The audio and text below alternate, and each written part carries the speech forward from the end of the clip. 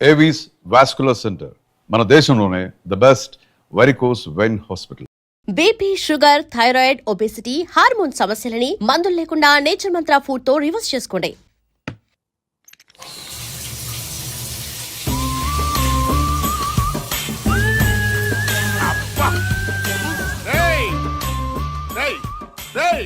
ఎవడరా అక్కడ? ఈ బాత్రూమ్ లో నీళ్ళేంట్రా? అబ్బా వాసన వచ్చేస్తున్నాయి. ట్యాంక్ చెక్ చేయండి రా.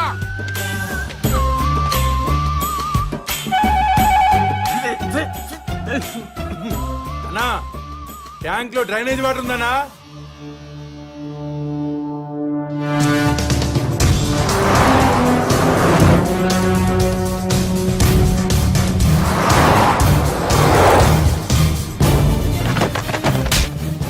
మంత్రి గారి వాటర్ ట్యాంక్ లో డ్రైనేజ్ కలుస్తుంటే చెక్ చేసుకోవద్దురా.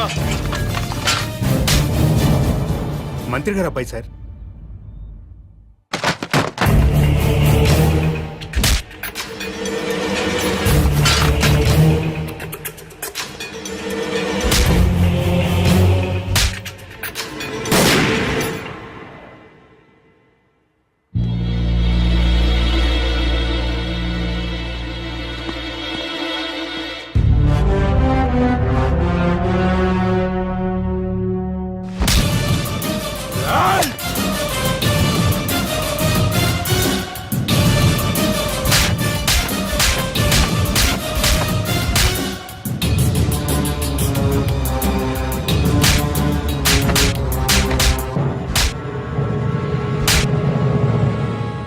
రెండు నిమిషాల్లో నీ బాబు ఇక్కడ ఉండాలి.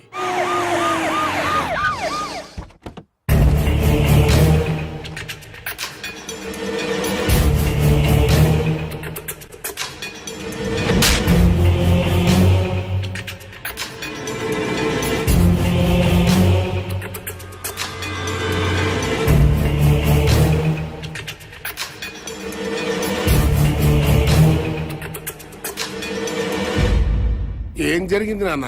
ప్రజలు తాగే మంచినీటిలో డ్రైనేజ్ వాటర్ కలిసింది. తెలిసింది. బాధపడుతున్నా, ఖండిస్తున్నా, దర్యాప్తు జరిపిస్తా, చర్యలు తీసుకుంటా. ప్రభుత్వ నిర్లక్ష్యం వల్ల పసివాడు చనిపోయాడని బాధపడుతున్నారా లేదా? ఎందుకు పన్నండి? నా సొంత బిడ్డ పోయినంత బాధగా ఉంది. నీ ఇంట్లో వాటర్ ట్యాంకులోకి డ్రైనేజ్ వాటర్ వచ్చి కలిసింది. ఆ నీళ్లు మీ ఒంటి మీద పడితేనే మీ మనుషులు ప్రభుత్వ ఉద్యోగులపై దాడి చేశారు. అవే నీళ్లు తాగి ప్రజలు చనిపోతే మీ మనుషులు ఎందుకు స్పందించలేదు? ప్రజలు బాధపడుతుంటే మీరు స్పందించలేదు. కానీ మీకు బాధ వచ్చినప్పుడు మాత్రం వెంటనే ఎందుకు స్పందించారు? తప్ప కాదా? తప్ప కాదా? తప్పే.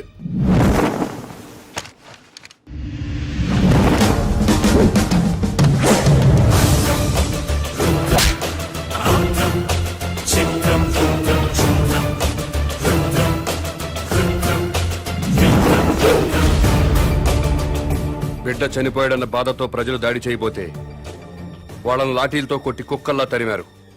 తప్పు లేదు. లా అండ్ ఆర్డర్ మెయింటైన్ చేయాల్సిందే. మరి మంత్రి గారి కొడుకు వాళ్ళ మనుషులు దాడి చేస్తుంటే ఎందుకు మీరు లాఠీ చార్జ్ చేయలేదు? తప్పా కాదా? తప్పా కాదా? తప్పే సార్. బట్ మేము డ్యూటీ ప్రజల కోసం చేయట్లేదు, ఎమ్మెల్యేల కోసం, మంత్రుల కోసం చేస్తున్నాం. వాళ్ళు ఏం చెప్తే అదే చేస్తున్నాం. ఎందుకంటే వాళ్ళకు నచ్చిన పోలీసుల్ని వాళ్ళ నియోజకవర్గం స్టేషన్స్ కి ట్రాన్స్ఫర్ చేయించుకుంటారు. అందుకే వాళ్ళు ఏ వెధవ పనులు చేయమన్నా సిగ్గుపడకుండా చేస్తున్నాం. మమ్మల్ని కూడా చెప్పుతో కొడతారో ఉమ్మేస్తారో మీ ఇష్టం. ఎవడో అధికారంలోకి వస్తే వాడు పోలీసులతో ఫుట్బాల్ ఆడుకోవడం తప్పా కాదా? తప్పే. మీరు పదవుల్లోకి వచ్చింది ప్రజల మీద బతకడానికా, ప్రజల కోసం బతకడానికా? ప్రజల కోసమే. అంటే ప్రజల్లా బతకాలి. అవునండి. ప్రజల్లాగా ప్రజలతోనే బతకాలనుకుంటే ప్రజలు సంతోషంగా ఉన్నప్పుడే మీరు సంతోషంగా ఉండాలి. అవునండి. ప్రజలు ఏడుస్తున్నప్పుడు మీరు ఏడవాలి. అవునండి. ప్రజలు ఏం తిని బతుకుతున్నారో అదే మీరు తిని బతకాలి. అవునండి. ప్రజలు డ్రైనేజీ వాటర్ తాగితే అవి మీరు తాగాలి. అది ఎట్టకుదు. రండి, ప్రజల్లా బతుకుదురు గాని.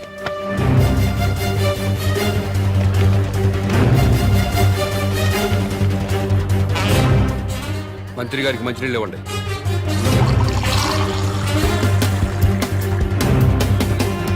తాగు నేను తాగగలను, నువ్వు తాగలేవా?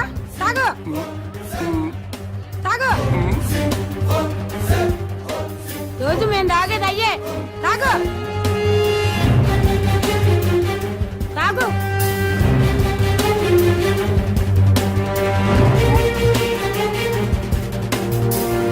మాయ్ తాగు. తాగమంటే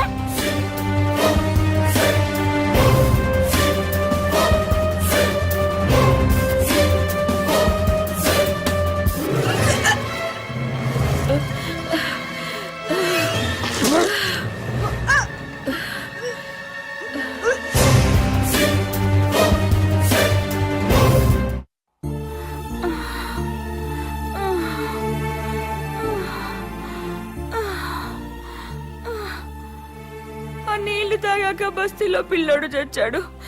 అమ్మా, నేను చేస్తానేమోనండి. ఏం లేదులేవే, మోషన్స్ ఎక్కువయ్యి ఒంటో నీరంతా పోయింది, అందుకే ఆ నీరసం. సెలైన్ ఎక్కిస్తున్నారు కదా, ఏం కాదులే.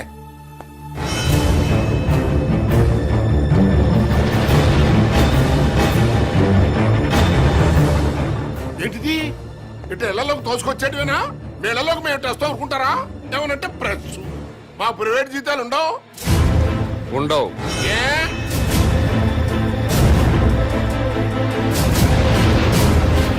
ప్రజాసేవ చేయడానికి రాజకీయాల్లోకి వచ్చినోడికి ప్రైవేట్ లైఫ్ ఉండదు, అంతా పబ్లిక్ లైఫే.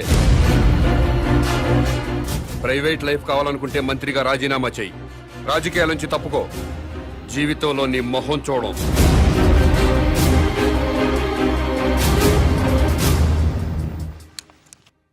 రాని రాని ఆపు ఆపు ఆపు ఆపు.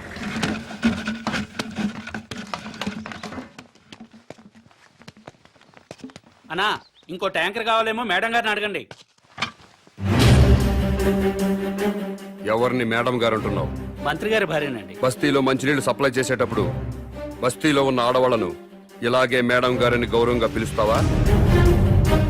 ఇలాగే గౌరవంగా పిలుస్తావా అని అడుగుతున్నాను. ఓయ్, మీకే చెప్పేది. దున్నపోతలో ఉన్నారు, ఓ అని తోసుకురాపోతే లైన్ లో రావట్లేదా? ముందుకు వచ్చారంటే మొహం బయలుంది. వెళ్ళు. ఏయ్, ఏం పని అదే? ట్యాంకర్ పంపించామంటే మేము మంత్రులు కాక్కర్లేదా? ప్రజల్లా బతకండి. ఆహా, అది ఎలాగో తమరే సెలవే ఉండే. బస్తీకి వెళ్ళండి, ట్యాంకర్లు వస్తాయి. అక్కడ ఉన్న ఆడవాళ్లతో పాటు మీ ఆడవాళ్ళను కూడా బిందెలతో మంచినీళ్లు పట్టుకోమని చెప్పండి.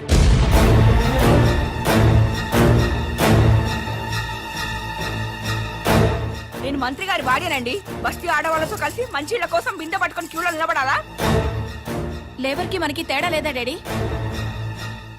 వాళ్ళు ప్రజలమ్మా, ఆ మాట వాళ్ళని అనలేం కదా. ఎందుకు అడగకూడదు? వాళ్ళేమైనా మన ఊరికే ఓట్లు వేశారా? కోట్ల రూపాయలు కుమ్మరించాం. 75 లక్షల రూపాయల బ్రాండీలు విస్కీలు తాగి ఓట్లేశారు. ఊరికే వేశారా?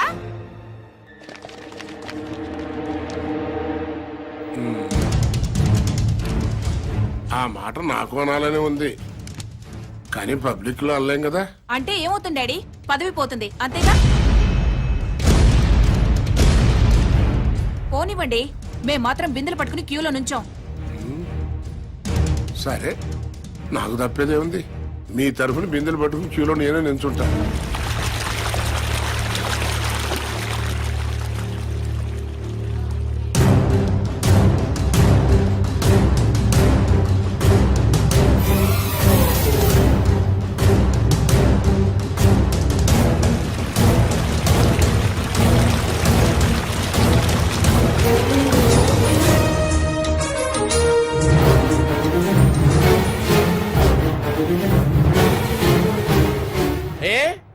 బిందెలతో నిలబడి లైన్లో నీళ్లు పట్టుకోవడానికి ఎందుకు బాధపడుతున్నారు?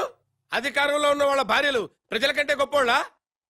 బిందెలతో నీళ్లు పట్టుకోలేరా? ఈ ఒక్క మంత్రి గారి భార్య కాదు, అందరి మంత్రుల భార్యలు ఇలాగే లైన్ లో నిలబడి బిందెలతో నీళ్లు పట్టుకోవాలి. అప్పుడే ప్రజాస్వామ్యం బతుకుతుందని నేను మీకు మనవి చేస్తున్నాను.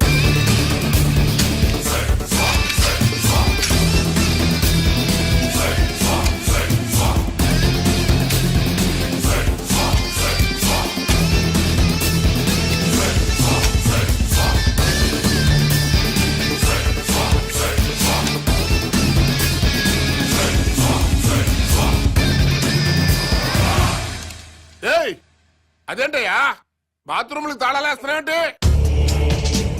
మీరు ప్రజల్లా బతకాలి కదండి.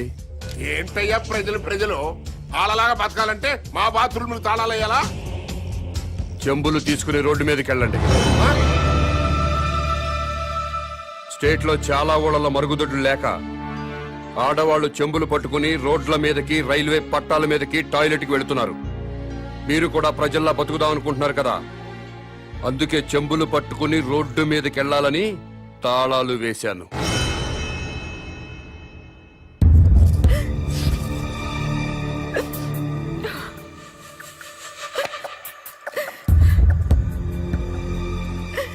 ఇంతకంటే చచ్చిపోవడం నయం. ఏంటి డాడీ ఇది? మినిస్టర్ గా మీరేం చేయలేరా? ప్రజల్లాగానే మనము బతకాలంటున్నాడు కదమ్మా. ప్రజలంతా చికెన్ గునియాతో బాధపడుతున్నారు, మనం కూడా చికెన్ గునియా తెచ్చుకోవాలా? లవ్ పేరు చెప్పి ఆడపిల్లల మీద యాసిడ్ పోసి చంపుతున్నారు, మనము చంపాలా? ఆర్గ్యుమెంట్ వద్దమ్మా. ఈ సమస్యకి ఒక్కటే పరిష్కారం. మనం జనంతో పాటు చెంబుట్టుకుని రోడ్డు మీదకి వెళ్ళకూడదు అనుకుంటే నేను ఎమ్మెల్యేకి రాజీనామా చేయాలి, మంత్రి పదవికి రాజీనామా చేయాలి. అసలు టోటల్ గా నేను రాజకీయ సన్యాసమే చేసేయాలి. అభిమానం ముఖ్యమో అధికారం ముఖ్యమో మీరే నిర్ణయించండి.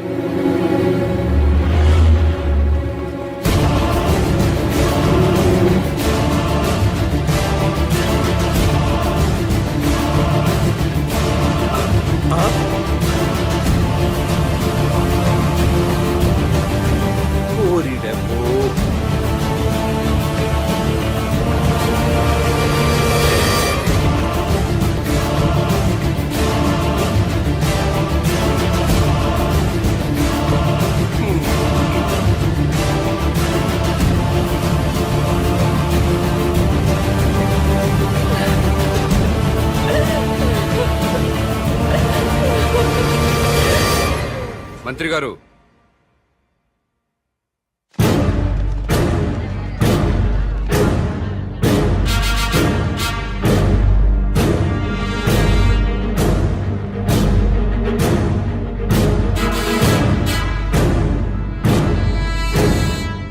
కన్నీళ్లు మంత్రుల కుటుంబాలకే కాదండి, మా ఊరు ప్రజలకు కూడా ఉంటాయి, మా ఆడవాళ్లకు కూడా ఉంటాయి. నలుగురిలో మొగుడు ముందు నిలబడడానికి కూడా ఆడది మొహాట పడుతుంది. అలాంటిది పొద్దున్నే చెంబు తీసుకుని రోడ్డు మీద నిలబడాలంటే ఎంత సిగ్గుపడుతుందో, ఎంత అవమానంతో చచ్చిపోతుందో తెలీదా సార్ మీకు? ఈ దేశంలో అన్నిటికంటే ఉప్పు చీప్ సార్. ఉప్పు కంటే కూడా ఆడదాని పరువు చీప్ అనేలా మీలాంటి నాయకులు ప్రవర్తిస్తున్నారు. మనుషులైతే సిగ్గుపడండి, మనసుంటే ఆలోచించండి.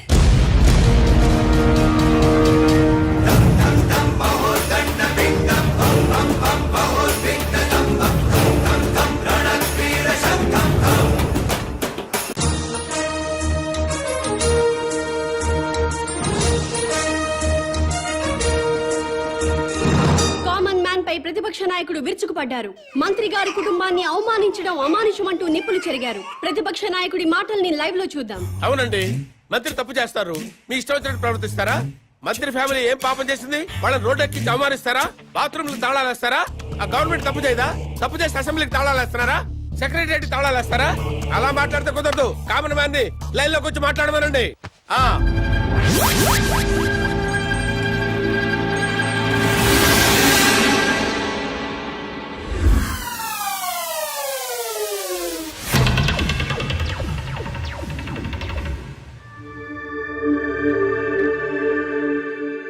జానకిరామ్ గారు, మీరు ఇప్పుడు ఏ పార్టీలో ఉన్నారు? మాతృదేశం పార్టీలో అండి. ఎలక్షన్ టైంలో ఈ పార్టీని వదిలి ఇంకో పార్టీలోకి వెళ్ళినట్టున్నారు.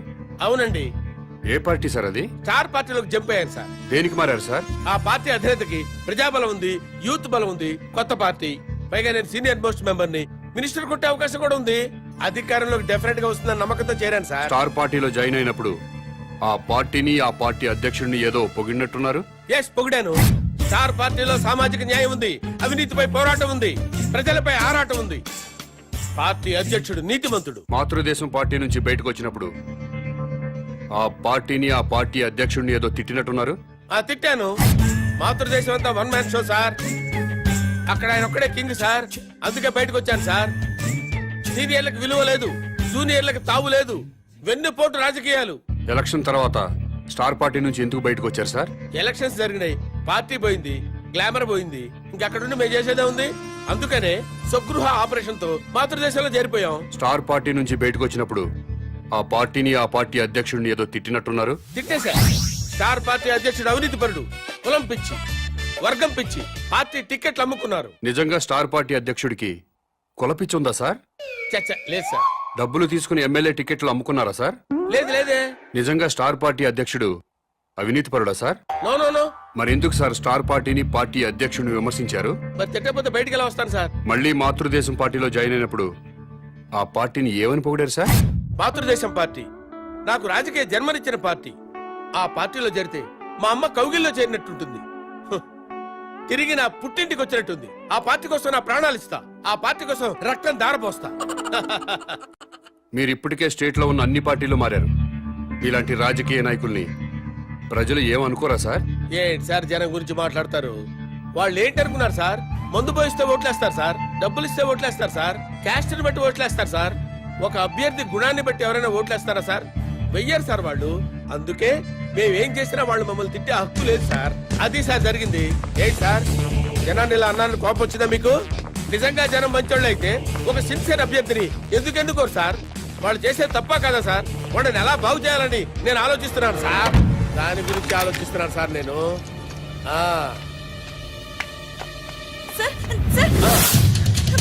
అమ్మా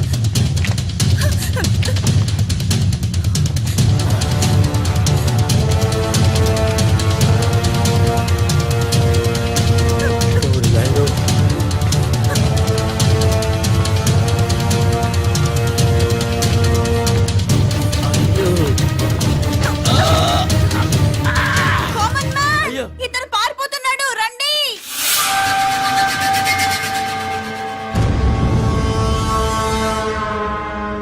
కామన్ మ్యాన్ కిడ్నాపర్ కాదా? కామన్ మ్యాన్ కిడ్నాపర్ కాదు, నా ఫ్రెండ్. ఇదంతా డ్రామా. డ్రామానా? కామన్ మ్యాన్ ప్రతిపక్ష నాయకుడిని కిడ్నాప్ చేసిన సంగతి మనకి తెలుసు. అయినా కామన్ మ్యాన్ సిటీలో దర్జాగా తిరుగుతున్నాడు. అరెస్ట్ చేయడం పక్కన పెడితే కనీసం కామన్ మ్యాన్ ని అడిగే సాహసం చేయలేకపోయింది ప్రభుత్వం.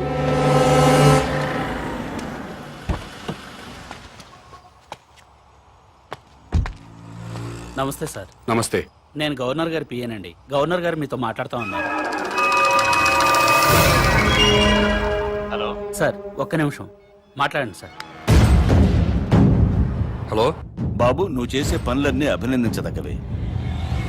కానీ మంత్రుల్ని కొట్టడాలు, ప్రతిపక్ష నాయకుడిని కిడ్నాప్ చేయటం చట్టవ్యతిరేక చర్య. అలా కాకుండా సొసైటీ కోసం ఏం చేయదలుచుకున్నావో, ఎందుకు చేస్తున్నావో నాకు చెప్పు. నేను నీకు సహాయం చేస్తాను. మీరు నిజాయితీ పరులు సార్. తప్పకుండా మీ మాట వింటాను. మీతో పాటు ప్రజాప్రతినిధులందరినీ సమావేశపరచండి.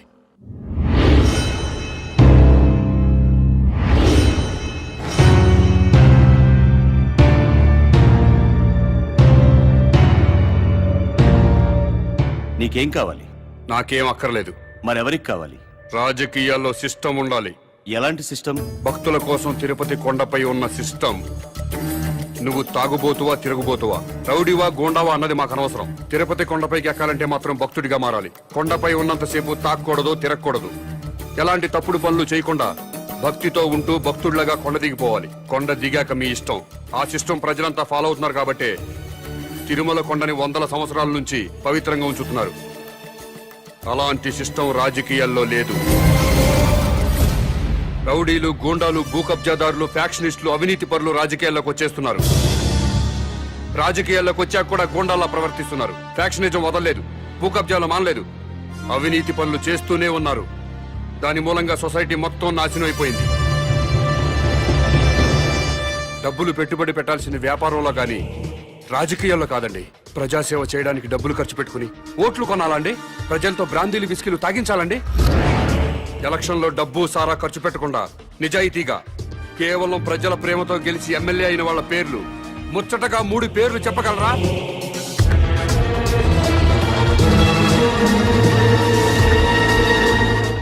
$10 కోట్లు ఖర్చు పెట్టి ఎలక్షన్లో గెలుస్తున్నాడంటే రేపు 100 కోట్లు సంపాదించుకోవచ్చన్న వ్యాపార సూత్రం తప్పితే ప్రజాసేవ చేయడానికి కాదు. అందుకే రాజకీయాల్లో సిస్టమ్ ఉండాలి. ఎలాంటి సిస్టమ్ ఉంటే రాజకీయాలు బాగుపడతాయో నువ్వే చెప్పు. ఎలక్షన్లో ఎమ్మెల్యేగాను ఎంపీగాను నిలబడ్డవాడు ఎలక్షన్ కమిషన్ ఆధ్వర్యంలో రాష్ట్ర రాజధానిలోనే ఉండాలి. నామినేషన్లు వేశాక ఓట్లు అడగడానికి ప్రజల మధ్యకి వెళ్ళడానికి వీల్లేదు, ఇంటింటికి తిరగడానికి వీల్లేదు, పాదయాత్రలు ఊరేగింపులు ఉండడానికి వీల్లేదు, మీటింగులు స్పీచులు ఇవ్వడానికి వీల్లేదు, పార్టీ జెండాలు పట్టుకుని ఏ పార్టీ కార్యకర్త ప్రచారం చేయడానికి వీల్లేదు. ఎలక్షన్లో నిలబడ్డ పార్టీల గురించి, పార్టీ అభ్యర్థుల గురించి టీవీల ద్వారా, పత్రికల ద్వారా ప్రజలకు ఎలక్షన్ కమిషనే తెలియజేయాలి. అది చూసి జనం వాళ్ళకి నచ్చిన వాళ్ళకే ఓట్లేసుకుంటారు. నచ్చని మేమన్నా చెవులో పెట్టుకున్నాం కదా, జనం నాకు తెలియదా? మేము ప్రజల్లోకి వెళ్ళకపోతే మా పార్టీ సిద్ధాంతాలు ఓటర్లకు ఎలా తెలుస్తాయా?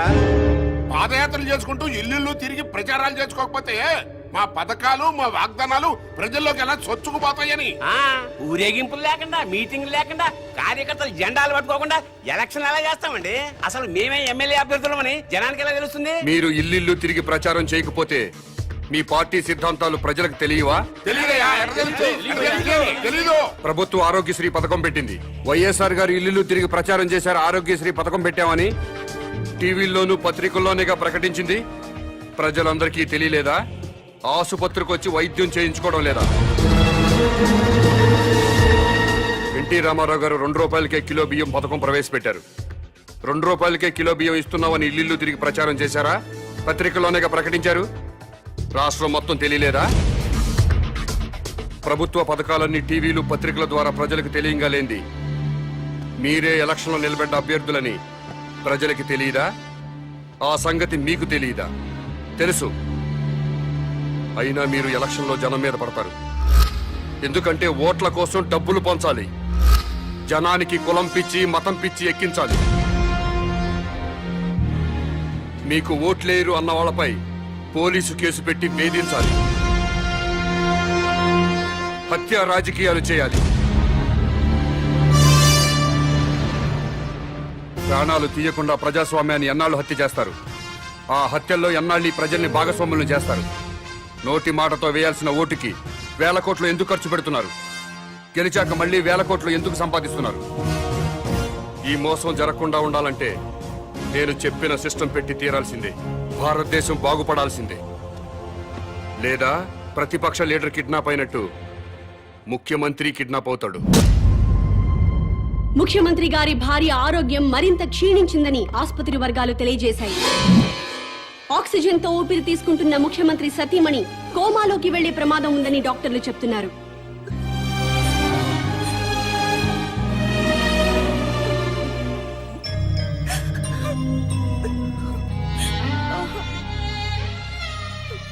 ఆశయం గొప్పదే, అమ్మా గొప్పదే.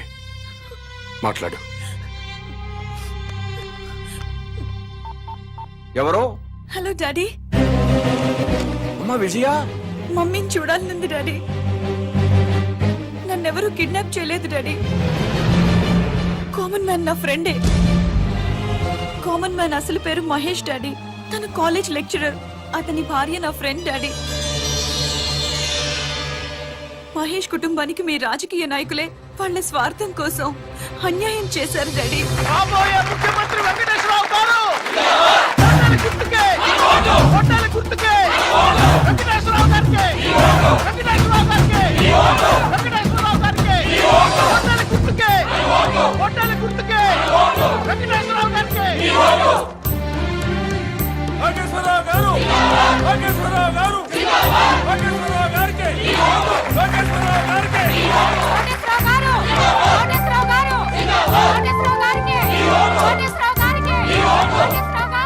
మీ ఓటు ఎవరికండి?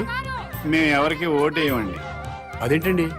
ఎవడొచ్చిన ఏం మిగుతాడండి? ఈ ఎలక్షన్స్ 3 రోజుల ముందు తిరుపతి వెళ్తాం. ఈ ఎలక్షన్స్ అయ్యేంత వరకు అక్కడే ఉండి తిరిగి వచ్చాక సీఎం ఎవరెవరో టీవీలో చూస్తాం, ఆకలిస్తే భోజనం చేసి పడుకుంటాం.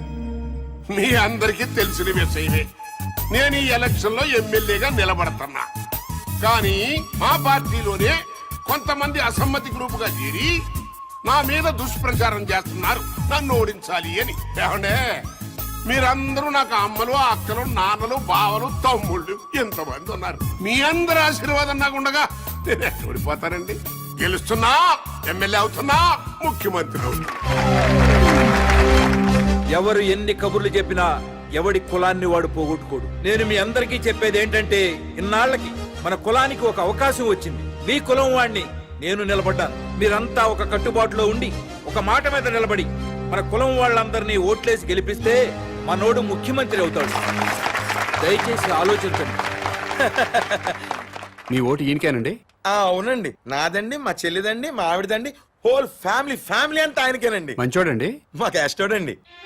మీ క్యాస్టోడని ఓటేస్తావా, మంచోడని ఓటేస్తావా? మంచోడో, చెడ్డోడో, దొంగోడో, బెవర్సోడో, బిలిపిత్రోడు మాకెందుకండి అవన్నీ? ఆడు మా క్యాస్టోడు, మేము ఆడికే ఓటేస్తాం. నన్ను ఎమ్మెల్యేగా గెలిపించారంటే మీరు బ్యాంకులో తీసుకున్న రుణాలే కొట్టచ్చు. లైఫ్ లో కరెంట్ బిల్లు కట్టక్కర్లేదు, వాటర్ బిల్లు కట్టక్కర్లేదు, బస్ ఎక్కినా, రైలు ఎక్కినా, ఆఖరికి విమానం ఎక్కినా టికెట్ కొనక్కర్లేదు. ఏ షాపింగ్ వెళ్ళి షాపింగ్ చేసినా సరే బిల్లు కట్టక్కర్లేదు. ఆల్ ఫ్రీ అన్నమాట. ఆల్ ఫ్రీ కావాలంటే నాకు కోటేశ్వరరావుకే మీ ఓటేయండి, నాకే మీ ఓటేయండి, నన్నే గెలిపించండి.